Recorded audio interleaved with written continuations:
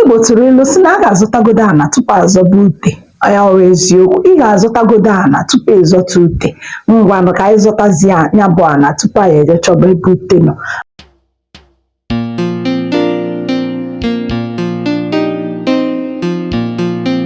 Nke mbụ, n'asụsụ ọbụla nke ị chọrọ ịmụ, ọwa asụsụ Igbo, ọwa asụsụ Yoruba, ọwa asụsụ Hausa, obodo ọbụla maọbụ Germany maọbụ China maọbụ UK, asụsụ ọbụla ịchọ ịmụta, ife mbụ anyị akụzilu gị bụ abechidi ya, ya bụ the alphabet. Ọhịa ihe mbụ a ga-akụziri gị. Ịmụtacha the alphabet, ihe ọzọ ya amụtawo the joining of the words. Tupu anyị aga ebe ahụ, mana achọrọ m ka ị mata n'ọnwa abechidi ha ka ị eleba anya. Bekee na-akpọ ya alphabet. N'asụsụ Igbo, mkpụrụ edemede anyị nwere usoro ọ na-agbaso. Tupu idepụta ihe ọbụla n'asụsụ Igbo, usoro ị ga-agbaso, ọ bụ mkpụrụ edemede anyị anyị na-akpọkwa ya mkpụrụ abedi, anyị na-akpọkwa ya mkpụrụ asụsụ Igbo. Ha dị 36, ya bụ they are 36 in number. Eziokwu, asụsụ Bekee na-ada sara m na ntị. Ngwa ka anyị lebara ha anya. Nke mbụ, tupu idebe ya, chetakwa na a na-ede ya capital letter ya na small letter. Ncheta mgbe ahụ nọ a na-amụ ihe na nursery school, ịgafetasị gị capital A, small a, capital B, small b.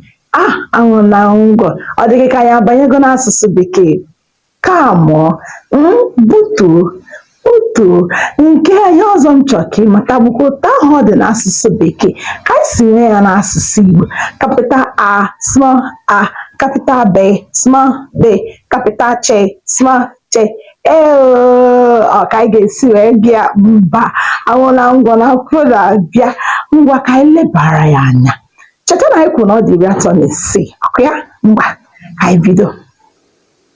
A, B, Ch, D, E,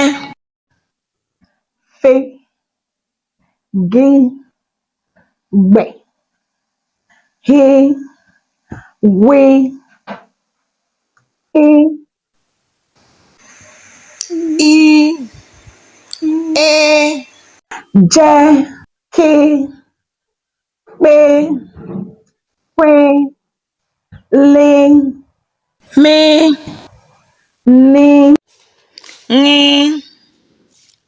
N, N, O, P, R, S, Sh, T, U, V, W, Y, Z. Asụsụ Igbo amaka. Ọzọ dịka ibe ya, agụgụ m ya ka esi agụ ya otu otu.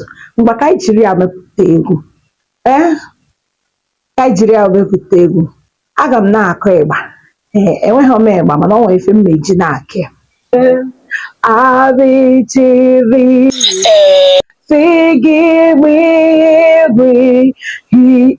ijeka pikwele mene wenye mere se sheti urewe yeze abetiri sigigbi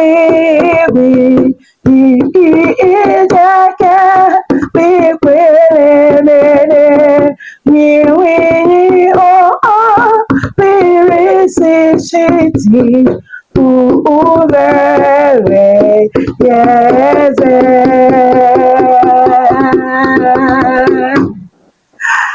Ndewo. Ụbọchị nta ka anyị chọọ n'Owerre nche. Amamihe a na-amasị gị. Ụbọchị nta ka anyị chọọ n'Owerre nche.